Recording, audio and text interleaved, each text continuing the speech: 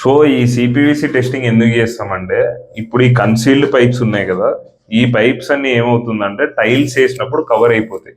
ఒకవేళ మీరు ఇక్కడ చూస్తే ఎన్నో జాయింట్స్ ఉంటాయి, వీటిని ఎల్బోస్ అంటాం.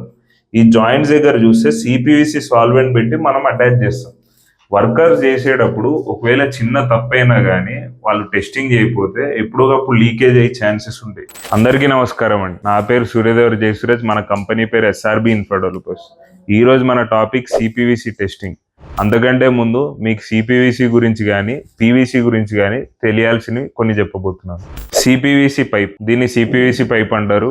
ఇది ఎస్డిఆర్ 11 నుంచి 13.5 రెండు రకాలు దొరుకుతుంది అనమాట. ఎస్డిఆర్ 11 ఏమో చాలా లోడ్ బేరింగ్ కెపాసిటీ ఎక్కువ ఉంటుంది ఎస్డిఆర్ 13.5 కంటే. సో దీని దగ్గరకు వస్తే మీరు చూడొచ్చు, దీంట్లో ఎంత టెంపరేచర్ వరకు విత్స్టాండ్ చేస్తుంది, ఎంత ప్రెజర్ విత్స్టాండ్ చేస్తుంది, దాని తర్వాత ఏ బ్యాచ్ నెంబర్ అన్నది వస్తుంది అనమాట. ఇక్కడ మీరు చూసినట్టయితే నేను ఎక్కడైతే ఎస్డిఆర్ 11 అని చెప్పానో ఇక్కడ మీకు కనిపిస్తుంది ఎస్డిఆర్ 11. దీంట్లో 13.5 కూడా ఉంటుంది, కానీ కాస్ట్ అనేది తక్కువ ఉంటుంది అనమాట. సో టోటల్గా సిపివిసిలో ఇంకో రకం ఉంటుంది, 80-40 అని రెండు రకాలు ఉంటాయి. అది మేజర్గా ఎక్కడ యూజ్ చేయరు కాబట్టి దాని గురించి అంత అవసరం లేదు. నెక్స్ట్ వచ్చేసేది పీవీసీ పైప్. పీవీసీ పైప్ అంటే ఎస్డబ్ల్యూఆర్ పైప్ గార్డ్ అని కూడా అంటారు వీటిని. ఈ పైప్ వచ్చేసి మనం వాడుతుంది ఇప్పుడు ట్రూఫ్లో హిండ్వేర్ది. మీరు చూడొచ్చు ఇక్కడ టైప్ ఏ అని రాస్తుంది కదా, దీంట్లో కూడా టైప్స్ ఉంటాయి అన్నమాట. టైప్ బి, టైప్ సి కూడా ఉంటుంది. టైప్ ఏ, టైప్ బి, టైప్ సికి ఏంటంటే వీటి స్ట్రెంగ్త్, వీటి థిక్నెస్ పైన ఆధారపడి ఉంటుంది. సో ఇది చిన్న పీవీసీకి సిపివిసికి తేడా. ఇది ఎక్కడ వాడతారంటే సిపివిసి వచ్చేసరికి ఇంటర్నల్ బాత్రూమ్స్ లో వాడతారు, where high pressure will be there. Hot water కానీ కోల్డ్ వాటర్ ఉన్న చోట వాడతారు అనమాట. ఇది ఎక్కడ వాడతారంటే ఎస్డబ్ల్యూఆర్ లైన్ అనేది అవుటర్ లైన్ కి, ఎక్కడైతే డ్రైనేజ్ ఫ్లో అవుతుందో, మీ బాత్రూమ్ నుంచి అవుట్లెట్స్ ఉంటాయో అక్కడ వాడతాం అనమాట. ఈ రెండింటికి చిన్న డిఫరెన్స్ అది. మనం main topic CPVC testing. CPVC testing అంటే ఇది మొత్తం ఫిట్టింగ్ అయిపోయిన తర్వాత టెస్ట్ చేయడం ఎందుకు ఇంపార్టెంట్ అది నెక్స్ట్ చెప్పబోతున్నాను.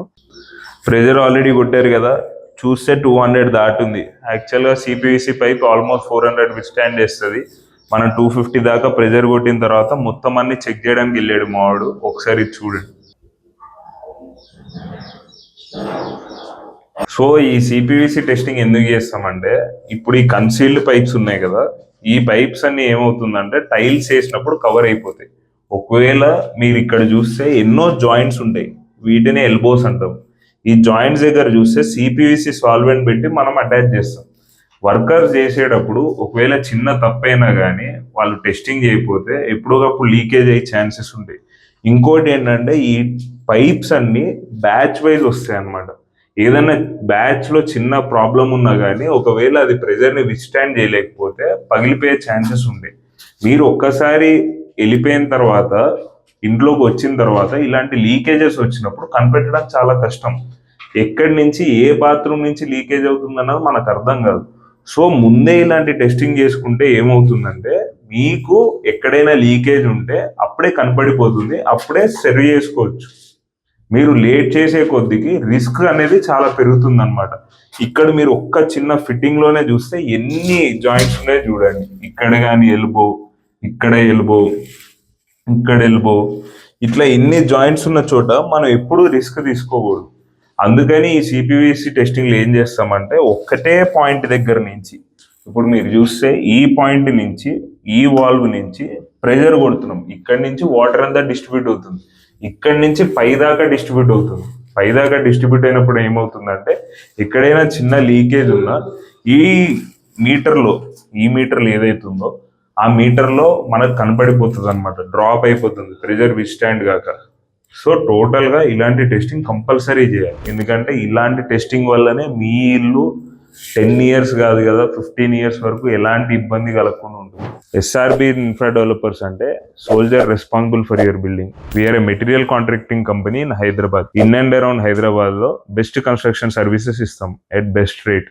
స్ట్రక్చరల్ వారంటీ ఉంటుంది, 100% no seepages, no cracks guarantee ఉంటుంది. స్ట్రక్చరల్ వారంటీతో పాటు ఎలక్ట్రికల్ ప్లంబింగ్ పైన కూడా వారంటీ ఇవ్వడం జరుగుతుంది.